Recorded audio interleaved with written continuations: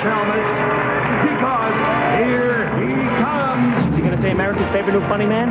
No. Stan? Mr. Saturday Night. Better. Thank you. Hurt them. Get out of here. Buddy Young Jr.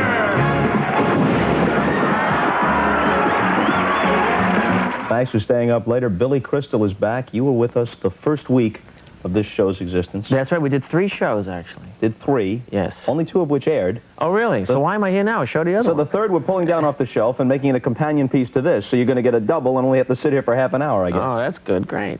Mr. Saturday Night, this thing is terrific. Thank you very much. And I imagine that you can go on a show and someone would say it's terrific no matter what. This thing is terrific. Well, it really is. Well, thank you. First of all, I'm glad you saw it. Because a lot of hosts don't see it and go, this thing is terrific. Right. And you did, because I saw you there. I love this movie. This was 10 years in the thinking of, and about 16, 17 months in the making of. And the most fun, the hardest thing I've ever had to do, but first thing I directed. And man, I look at it, you know, and in baseball terms, I felt like I got all of it, you know? It's like, it felt good. And it felt, not so much because of the little bit I know about you personally, but I think even if someone were a blank slate about you, they could sense that you were telling a story that you knew inside and out. Not a story you'd researched and become familiar with. Right. Something that was essentially Billy Crystal was up there. That's why I had to direct it, I think. You know, it's the story of the rise to the middle of this comedian. I play him from 31 to 73. And, you know, I've often described myself as the oldest young man in show business. And, and I directed it because I knew how the room should smell. I knew everything about this guy. I knew everything, where he had been. I envisioned myself there. I know people who have been there. I've been there myself. You don't have to be alone in a hotel room on the road and be 73 and be lonely. You can be 28. You can be 30, which is a lot of reason why I don't tour anymore. I just don't like that. And I just knew every inch of this guy, you know. I don't look at it as a story also of a comedian, as much as I look at it as a story of a husband, father, and brother who has trouble being all of those things, you know. And this guy is more than just flawed. At the beginning, I'm saying to myself, all right, they're going to present the guy as flawed, not heroic. Yeah. But in many ways, he was despicable. Yeah. And that wasn't varnished. No, I wanted to be unflinching in it. You know, I've always played like the nice guy, and I've had great parts.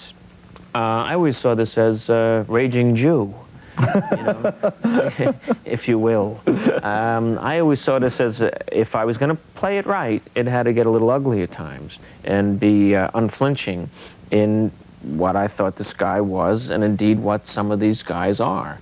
And it's not unkind. I think it's honest. Get out of my way! Get out of here! Buddy, I forbid you to do that monologue. You're forbidding me? Stanley, let's each do what we do best, huh? I'll tell the jokes. You'll get me a soda when I'm through. Okay? Now, which jacket's funnier?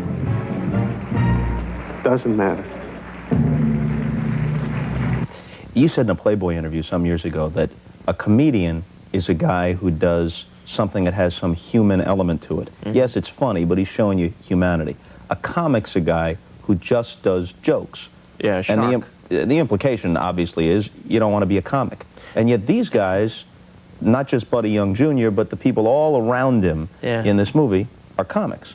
Do you have an affection for them? I love them. I think they are museum quality art to me. They are such a vanishing breed that I love being around them. I was roasted by the Friars Club recently, and you were there, and you see these guys, Pat Cooper, Norm Crosby, Alan King, John Biner, I know I'm going to leave some, but you see these guys work, and it's a timing that's timeless. It's an energy that is unique. They are Terminators. They are sharks. They have a rhythm that is always like the Benny Goodman Band. It swings, it has a definite cadence, and it is of another time. And it was a great time. And I'm always thankful to anybody, you know, and admire anybody who can get out in the circle and talk. And these guys made me want to be a comedian. Is the conversation when those guys get together like it's depicted in the movie? Is it that constant rim shot sort of thing? Well, with some people, you know, I have a very good relationship and a lovely relationship with Alan King, and we usually talk about family, but he'll call me with a joke of the week and hang up, you know. I'll go, hello, so these two old guys are in a hot tub, and you know, and then right. It's good, right? Yeah, bye. And then, you know, that's what we'll do, and I look forward to that call. You know, I love that call. Yeah, they'll hit each other. They'll go after each other a little bit. Here's a joke. Okay. Right. Last year, Alan was the Friars Man of the Year. And I'm standing with Alan, and he tells me this joke. Guy's in bed with this girl, right? They're making love. We can say this is late, right? Yeah. Okay, making love with this girl. Here's a lock. Oh my God, my husband, jump out of the window, run. Guy jumps out of the window. It's pouring rain. He's running up the street. There's a bunch of joggers. He runs in them. He's totally naked. Guy says to him, you always jog alone? He goes, yeah. He says, why are you wearing a condom? He says, it's raining. Right? So, where's my drummer? And so then Alan leaves to get his picture taken. Buddy Hackett taps me on the shoulder. I didn't know he was standing right next to me. He goes, he didn't tell it right.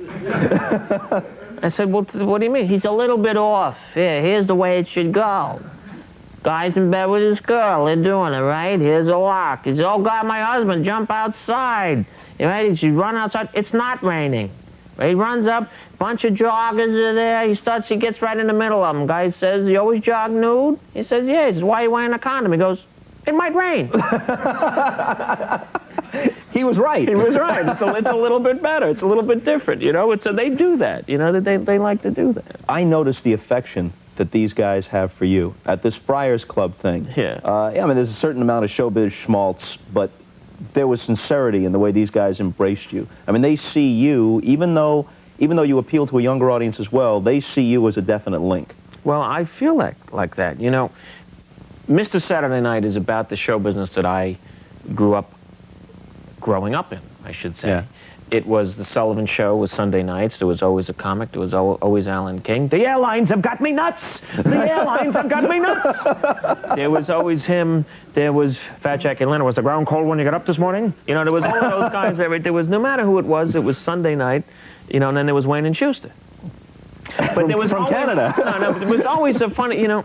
And in those days, you know, Bob, there was no remote control. There was none of this happening. You had to get up and turn the channel. And if my house, you didn't, because you'd lose your seat, you know. So you watched the comics.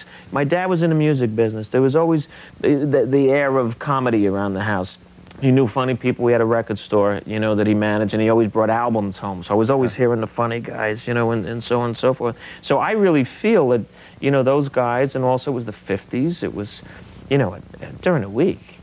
Sid Caesar one night, Phil Silvers the next night. I'm Bilko, one of the great characters and great actors. Phil Silvers was one of the funniest people. There was Jack Parr. You know, I always, you know, thank my folks for letting me stay up late to watch Jonathan Winters on Jack Parr. You know, and then it was just like funny, live, the honeymooners. I mean, this was happening then. And of course Caesar, you know, and it was amazing time. So I feel part of them a lot, you know. I just happened to have Sid Caesar on the show this past March or April. We were out in Los Angeles. And just that weekend, there had been an interview with you in the Los Angeles Times. And I think he came in to be interviewed the next day. And you had made mention of him, and you had said, watching him as a little kid was when you decided, I want to do that. I want to be funny. Yeah. And it's one thing to say, thank you very much. This guy was genuinely touched by this. I mean, you weren't in the room. He was talking to me about it. Really? He was moved by this. Sid Caesar was the chaplain of television. It's the first image, you know, you always have people say to you, know, when did you start being funny? Well, what was it? What do you do? Were you born nuts? What do you do? You know, were you just like, were you crazy? I remember being a little kid and watching show of shows, and it was a parody of The King and I. And bad set and all of that, and Sid Caesar came out as Yul Brynner with the little capri pants, you know, and all of that, and that thing with a bald wig, and he hit this pose like that. Gong went off, and the guy shook. You know, it was one of those sketches. And he took a pose, and the audience was laughing, and he did this slow burn that he was in pain. And as only Sid, it starts, you know, it works up his whole body, and he grabbed his foot and screamed, "Who's smoking in the palace?" And it was so funny to me. It was much funnier then than now. It was hilarious. And in Mr. Saturday Night, there's a little section that I think is the best joke of it, and an honest moment of a comedian in the movie. Everything's going great for Buddy at this point. He's got a career happening. He's playing Vegas. He's opening for Sinatra. He's opening for Jimmy Durante. You see all of these great marquees. And he just had a baby. He has a great wife. Everything's on the up and up. There's a shot starts on a piece of film from Show of Shows. It was their most famous sketch, and a very personal sketch to me. It was a parody of This Is Your Life. And Sid didn't want to have his life being told. It was, Lowell Thomas had been on This Is Your Life and hated it, didn't want to be part of it. Very famous This Is Your Life, where he gave Ralph Edwards hell the whole night. You know? And they brought in Caesar's Uncle Goopy. Uncle Goopy, and that was Howard Morrison. He holds him and drags him on his leg and carries him around, and indeed, that's how I ended up going to bed every night with my dad. I'd grab him on his leg. No, we played Uncle Goop. So I put that in the movie. And the shot is, they're hilarious, Sid Caesar's hilarious, and then it pans Buddy's brother, hysterical, Buddy's wife, hysterical, and then Buddy's sitting there like this. And he's not laughing. And he's jealous, and he's envious, and he feels horrible because he knows he's not Sid Caesar. And to me, it's my favorite moment in the movie right now.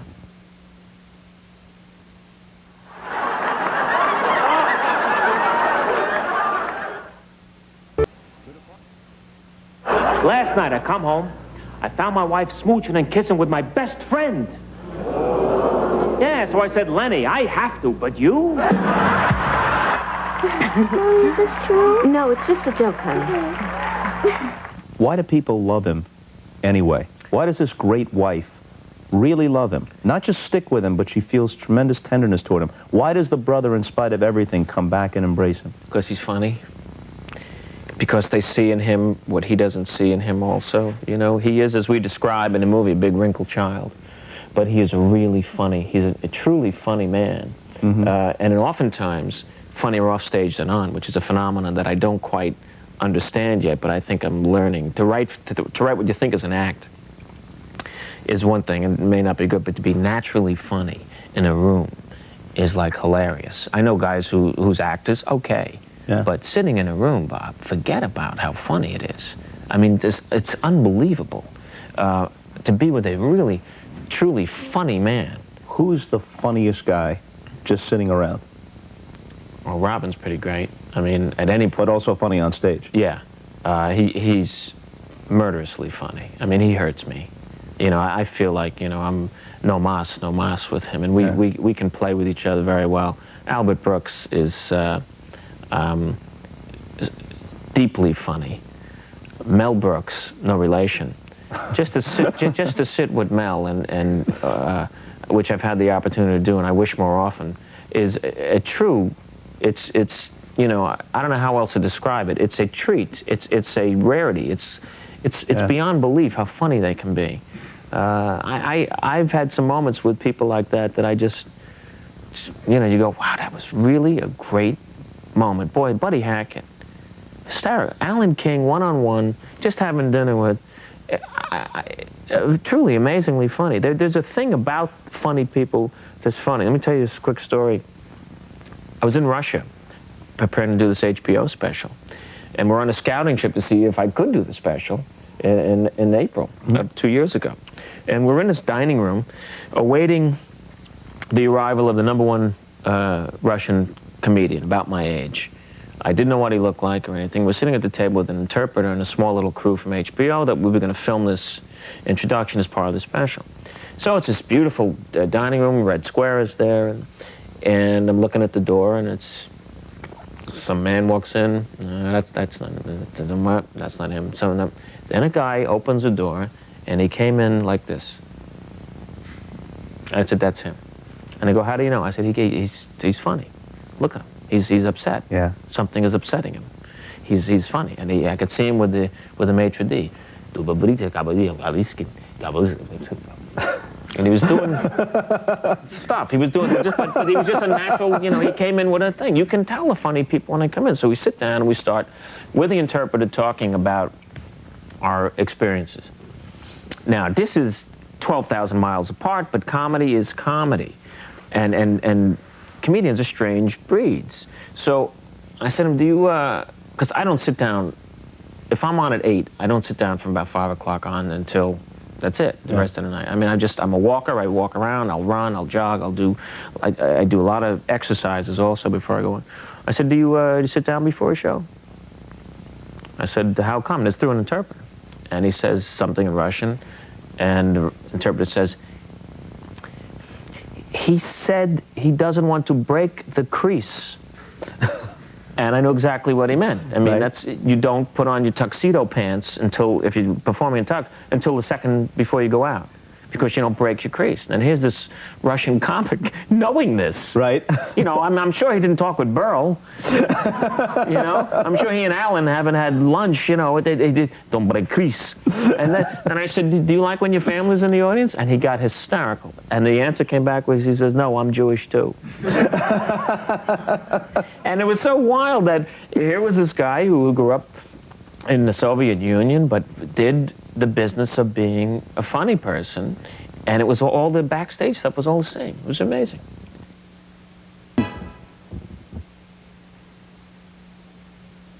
Are the vast majority of comedians angry?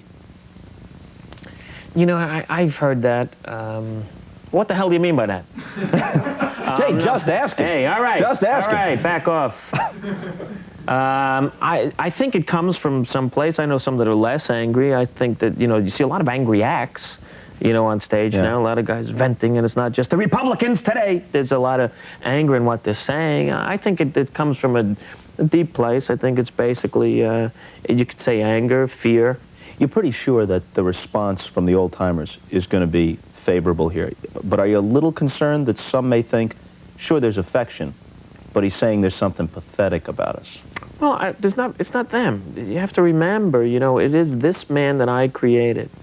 You know, it's not them. Buddy's not pathetic at all. Buddy is frightened. Buddy is, you know, I feel bad for Buddy. He's Willie Loman with laughs. That's what I set out to make. Yeah. You know, he's a salesman, you know. You sell yourself from city to city, you know. All of them that I spoke to at the premiere here, you know, Henny and Alan, you know, they all go, that's me up there, that's my life. Yeah. You know, but it's our life. You don't have to be 65, like I said before, to know the loneliness of the road, or to, you know, have other problems that have nothing to do with comedy, you know. So I think that they've loved it. You know, Buddy said to me last night, Buddy Hackett said to me last night, everybody knows us now, thank you. You know, that's a pretty great thing. The greatest thing, though, was, it has nothing to do with comedy. Well, in the way it does, was Muhammad Ali was there last night. I know this may get off but it's the reaction of this movie, which is a human movie. It's not about, you know, as much about comedy and comedians as it is about this man's inability to be intimate with people, you know? And Ali was there, and there's some Yiddish in the movie, there's some rough language in the movie, and so on and so forth for him, you know. And he sat there, and I talked to him afterwards, and he called me over, and he calls me little brother. He said, little brother, I made me cry 5 times. 5 times. The movie hit me harder than Ernie Shavers. You bad. Ooh, you bad. Crying 5 times. So I said, when, champ? He said, when he hugs his daughter, he hit all the right dramatic moments, you know, in the movie. And that's Ali, you know. So it was so moving. Plus, it was in a room that I did my first television show in, ever, for Dick Schaap, our friend Dick. It was a local special for Sport Magazine in 1974. And Ali had knocked out George Foreman and Zaire. There. And I had not done any television or anything. I ended up being on this show by a fluke. They had called my manager for Robert Klein, and Bob wasn't available, so they said, we got this new guy, he does a 5-minute Ali thing. That's all I had. And I'm sitting between Gino Marchetti of the Baltimore Colts and some other gigantic man, Archie Griffin, who won the Heisman Trophy. Right. And Marchetti had snorted his roast beef. I mean, it was huge.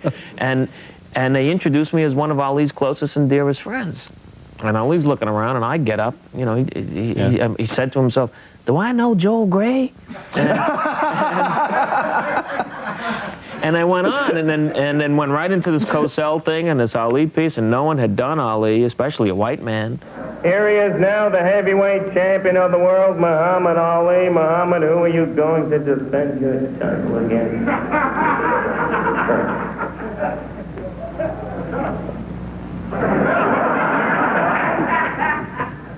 Everybody talking about Joe Frazier. Muhammad, let me you first came out against Foreman. You held on to the ropes, but at least this reported the deal that you're not so fast anymore. How about a lot of nonsense? I'm still so fast, and I'm so pretty. And from then on, Ali and I were friends. And the reception for the movie last night was in that same room. And here Ali was coming to see me now. And it was really, really very emotional for me.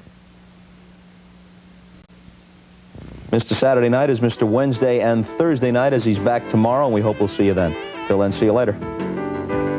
It's a brilliant ad lib, wasn't it? You see what I did there? I saw what you did. I saw what you did. Yeah. You see, you blended. You took a thing and you made it a thing. Unbelievable. I'm so bored. Thursday, 90 a.m. Thanks for staying up later. Billy Crystal is back. We were talking about his new movie, Mr. Saturday Night, last night, and not enough time to cover it all, so we continue with the same conversation. What's the funniest moment in the film? There's a scene in a restaurant with... That's the one. Yeah, with Ron Silver and Helen Hunt, who are both sensational. And it was improvised. It's a scene where Buddy's getting a chance to maybe become a star of a movie, and his whole career would turn around. And he's with this young director, Ron Silver plays, who had seen him in the Catskills in 1956. And he tells Buddy this story, and it's not that funny, and Buddy then says, is this funny to you? And it wasn't in the script. And I went for these rolls that were in the bread basket on the table, and they just, I just went, and it was the first take, and that's what's in the movie. And it's a minute of hilarity in the movie where I just went wild. Look, I'm Carl Malden. Never carry cash, whatever. How about this? The girlie from Star Wars with the Bialys on the head. Luke, I need you, Luke. Give me the Force. Look, I'm a Hasidic baker.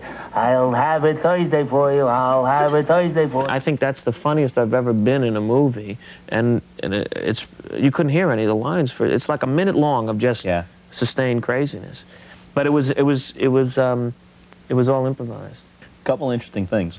If I've got this right, Kevin Costner, who in Dances with Wolves did the whole thing, crossed the board, encouraged you to do it when I guess you were uneasy as to whether or not someone could take on that big a load and pull it off. Yeah, the day I came up with a story for City Slickers, I wrote the original story for the concept for the film.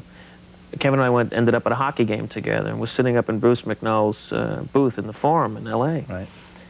And we're sitting and talking, and we've known each other a little bit on and off, but we're talking. He's a terrific baseball player and fan, and we're talking baseball. And I said, "Gee, I got a really strong idea today. I think it could be a great movie." He said, "What?" I said, 3 friends, cattle drive, so on and so forth. I said, "Me, you, and DeVito. Me, you, and Robin. We're talking about that." And he goes, "God, this sounds great, but I'm going off to do this movie." The movie was Dances with Wolves. And he said, I got a feeling about it. I just have to do it. I just have to do it. I know it's gonna. He said, I've been tired. I'll be tired before, and on and on and on like that.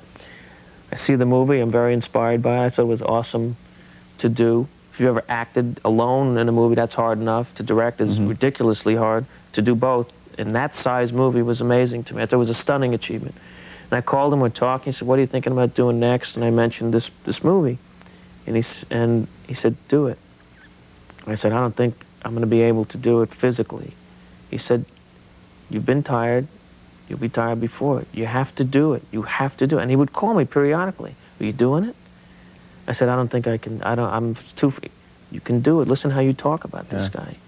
And he was a big influence and inspiration. When you really believe in something, as much as he believed in dances, and as much as people said, you can't have a movie that long. You can't have a movie where they speak and with subtitles, you know, for half the movie. He said, no, it'll work. And he kept on me. The same as Barry Levinson, and who I talked about doing it, and Rob. I mean, you know, Rob Reiner, who's so close to me, said, you must do this. And this is the first one you directed. Yeah. But a little bit like, and maybe this is a reckless parallel, but why not? A reckless parallel? All right. That's odd. Who cares? Levinson's first movie was Diner, right? First movie he directed. Yeah. And in a sense, that was a good choice for his first subject matter to direct because it was his life. Yes. He knew it so well. Yes. So you're grounded in it. It's a little bit less risky. Yeah. That was true in this case, too. I mean, this is your story. This is a story that you have to tell. Yeah, I have to, you know, I said before, you know, you have to know how the rooms smell in order to direct something. I knew how every room smelled, and indeed I made them smell. You know, Go ahead. There's a scene where his name is Abe Yankelman, and his brother Stan are in Brooklyn. It's 1936. And touring the set the night before we were going to shoot it, and I said to Albert Brenner, the set designer, sensational talent, I said, it's perfect. Because we had talked about it for months, you know, developing a movie takes months, and I told him what my grandmother's house looked like, my house looked like, his mother's house, and it came out to be, down to the wallpaper, a perfect meld of all of it, right? I said, Albert, it's perfect. One thing's wrong. He goes, what? This doesn't smell right. I said, you walk into my grandmother's house in Brooklyn, and it smells. In the apartment building, people have lived there. It's in the walls. There's pot roast and brisket that have stories to tell, you know? So he goes, God, you're right. So we fried up onions. He took horseradish and rubbed it into the wallpaper, garlic. We left everything out overnight. I get to the set at 5:30 the next morning. It smells so perfect. The actors and actresses come in, mostly older people for that day, and they start crying. Not from the onions, but because it was so real. Yeah. They went, it's my mother's house. It's my... And it made the acting work, and then I started doing it in other sets. You know? The dressing rooms, I said, I want it to smell damp. Anytime Buddy was in the dressing room, you know, when he was young in the Catskills, because it's damp. The rooms up there are always damp. So we did, and it was like very real, you know? It was really interesting. Did you perform that way for relatives and friends? Oh, yeah, that's my brothers and I up there. I get very emotional about that. You know, we had this little house in Long Beach, Long Island. And let me jump in. In the movie, Buddy Young Jr. and his brother are constantly performing, and that's what gives them the notion they might be able to take it on stage, and they're entertaining their friends and their relatives in the house. Right. Back to the action. Correct. And a little bit of exposition there to kind of lay it out for you. Who are you talking to? I'm talking to the American public. Oh. Hi. And but we had this little house in Long Beach, and when the relatives came over, which were usually 30, 35 strong and hungry, and they'd get off the Long Island Railroad, and they'd get out of their cars and say the same thing, such traffic! And they'd... oh, phew, traffic. She didn't listen to the directions. We went off to Throgsneck. We should have gone over to Cross Bronx. Then we hit Bruckner Boulevard, and I'm looking at Yankee Stadium for the third time. You should have listened. If you didn't pull over, you should have stopped. You missed that big shed with the exact change we didn't have. And then we had to sit there for an hour. What's the matter with your brother? He's dead. That's what I mean. And they'd bring coats, Persian lamb coats, and that my aunts with those fur wraps, which was attractive. A real fox, actual alive fox, with the clasp that bites its tail. And this is a fashion tip, you know. How bad did that frighten you when you were 5 or 6? First time I saw one of those, I almost turned and ran. Yeah, and Bertie, she's got a ferret on her neck. And you know, because there were no Jewish hunters. You know, we know what to do with the pelts, but we don't kill. And they take all that stuff off and throw it in my room. You know, there were 3 of us in my room. You know, my 3 brothers in this tiny little room. And that became the wardrobe room. So then we'd put them on, put the coats on, and then we were the youngest old people. It's probably where Buddy started. I've been old since I was 4 years old, you know. And we'd go out and imitate them and do all those accents and stuff, stand on a coffee table like the little guys did and work. And then my cousin Edith, who was at the screening last night, she's about 80 years old now, would give us dimes. And we put the dimes on our forehead. You know, we stick them on there because you'd sweat and stick. And when your head was filled up with change, the show was over. Hell of a show. Yeah, always great. How'd you do? Let's see. Hey, $1.80. Hope the good humor man comes by. You know, it was, so that house, you know, coupled with some of my dad, my uncle's a great record producer. Produced Rock Around the Clock, you know, Bill Haley and the Comets, all the Billie Holiday stuff. He created Commodore Records, which was the greatest jazz label of its time. He's a great guy. He was there today, you know, last night at the premiere, and the house was filled with these great jazz musicians, you know, on top of that. So you had these great ethnic Jewish relatives, some Russian, and with Tyree Glenn from Louis Armstrong's band, and Willie the Lion Smith, who was a great stride piano player who spoke fluent Yiddish because his mother had been a maid for wealthy Jewish people, and so she had to speak Yiddish to communicate with them. So a really hip old black guy saying, "Hey, face, fish monster." What? Pretty hip thing. What's with the bitter herbs? Do you eat them or do you smoke them? You know. And the house smelled of brisket and bourbon. You know. What about in his very first performance when the really young Buddy Young Jr. gets up on stage in front of a hostile audience? In his first bit, he's got King Kong speaking Yiddish from the pavement. From the pavement, right? Yes. Says Gavena Shiksa. Was it the machines that got him? No, it says Gavena Shiksa. Because he knew the living room, it was funny, you know, and that's what he bombs, you know. But then the interesting thing about that scene is he steals his brother's lines. See, Buddy didn't start out by being an insult comic. His brother Stan starts in the living room going after one of his fat uncles. You know, you look like New Jersey in pants, you know, he says to his uncle. Buddy on stage gets thrown by this guy who says, "Get off the stage, you kid," you know. And he looks at him and goes, "Would you mind standing up?" So this gorilla stands up, this big guy, and he steals his brother's line and gets a big laugh, and then a comedian is born. I guess there's some truth in what Buddy snaps back at Stan when Stan tries to explain to him how really messed up he is as a person and how he's hurt people through his insensitivity and his ego and everything else. But Buddy's comeback, in part, is, look, at least I had the chutzpah to go and do it. You were funny, Stan. You said funny things. You thought of funny things. You were funny in the living room. But you couldn't get up there and be funny.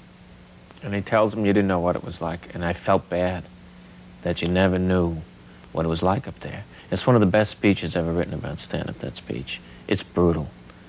And I feel, that's where I feel bad for Buddy. Not pathetic. I feel bad that this guy loves it so much. And it's important to him for so much of his life. It gives him who he is. Yeah. He thinks. And he doesn't have the place to do it anymore. And then Stan, after hearing this prolific speech about stand-up and what it does to you, just levels him with a family statement, which is, "You're right. Yeah, you nailed me. But you could have been nicer." Yeah. And it's devastating. It's just a few words. There's a sixth word, you could have been something like that. And it changes the guy's whole life, you know. And I know how it looked to everybody. Oh, poor Stan. What a nice guy. Had to put up with crazy Buddy to... Why does he stay with him? But we know why, don't we, Stan? Huh? Because you had to be around it, near it. So I let you. Because you're my brother, and you were brilliant, and it broke my heart that you never knew what it felt like up there. When it's good, when it's cooking, you got them, they're yours. You can take them anywhere you want. You're powerful. You prowl the stage like a panther. It feels so good the laughs go right into your blood. You can be a schmuck in the afternoon, but you're the king of the night. And every woman wants to f*** you, and every man wants to know you. You never knew that, Stan. And I felt bad for you. And I wanted you to at least be close to it. I didn't take your life, Stan. I gave you one. Yeah, but you could have been nicer.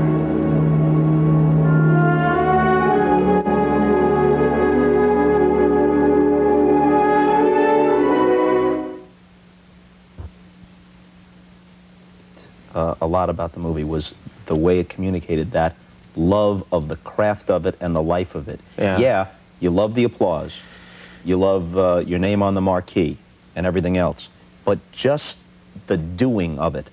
When you're around anybody in any profession who really loves not just the outcome, but the process, there's something engaging and even exhilarating about that. When you hear a couple of ball players in the dugout, not talking about a home run trot after hitting one out in the World Series, but really into a conversation, the count is 2-1. And you know as well as I do what Saberhagen's going to do to you on 2-1. And I'm thinking about that slider and the eyes, and they're locked in, and it's all about process. Doesn't matter if you hit a ground ball to short or hit it out. It's all about the process, and you realize this is what defines these people. This is who they are. Yeah, absolutely. It's a fascinating thing because that's what they talk about. That's what comics will talk about. You know, it's the same thing, the story I told you before. Hackett, he's a little off. He changes the thing. You know, it's very much like that. And you know, sports, stand-up, always been very closely tied to me. It's Buddy talks in terms. There's a lot of baseball terminology in the movie when Elaine, who he loves so much, because she's funny, and the most he laughs at her, which is rare, and that's why he loves her. Yeah, his life. Usually, when you're with a funny guy, right? I mean, today was you know, you watch a funny guy and everyone's laughing. You know, usually a funny person will watch somebody who's killing, and he'll do this. Funny. Yeah. Funny. They watch the process. They watch the organ. Funny. That's a standing ovation from comic to comic. Funny. You know, it means a lot to me when Hackett said to me, "Funny on the awards." I know that I did well with him. That means a lot to me. There's a scene in the movie that reminded me of our conversation when you were first on the show. You were talking about... Is this another reckless parallel? Or? Yeah, it's a reckless parallel. It's a reckless use of language, I'll tell you that. You were talking about how you and Janice used to spend some of the rough days on the road calling out for Chinese food or whatever, and by candlelight over the toilet seat. Yeah. You'd be reviewing that night's performance, maybe listening to a cassette tape of it. She'd give you the critique. Yeah. And that's in the movie. Yeah, I had to ask her permission. Because it's our time, you know, and I look at it, I get choked up when I see it, and it was an amazing loan from her, from our little Hall of Fame collection, to let us use it in the movie. The early days of working are romantic to me in many ways. Jenny was a little baby, was that baby in the middle of the bed. We put pillows around so in case she rolled off, she wasn't going anywhere. We traveled in my Volkswagen. We poured a crib in the back. I was making, I don't know, $150, $250 a night and loving every second of it. I started a little later. I was about 26 years old, 27 years old. I'd left this group that I loved, and I loved these guys, but it was just, it wasn't working. I gave it a good shot, almost 5 years, and it was time to become me. Yeah. And through her patience and her strength, you know, I'm not easy to live with, and she's an amazing person. Those days when I'd come in, and the only place she could be, we had one room, you know, one little room on the road, you know, usually a small little hotel, and the bathroom was the safe room. And that became, you know, our dining room. And when I look at that scene, I'm almost sorry it's in, but I'm glad it is, because people understand the romance and how important it is to be a family together, you know. I love that moment, you know. But it's Janice's moment. It's my moment, and I thank her for, you know, letting me use it in the picture. Headquarters at Pick and Save, we're saving you money every day. You deserved it, but Buddy Young Jr. In the film has something that probably, objectively, he doesn't deserve, but it's one of the greatest things anyone can have. His wife doesn't just love him, she understands him. Yeah, she does. She knows what his motivations are. Yeah, and she's selfless about it, and she says a line that I wrote. Lowell Gans and Bob Mandel did a sensational job on the script, but there are certain moments that I just know so well. And she says, he needed more than me. I always knew that. He needed that little extra hug that he could only get from strangers. And I think it's a fantastic line. Yep. And it's just right to the bone about a lot of performers and a lot of people. I knew a long time ago that he needed more than me. He needs the show.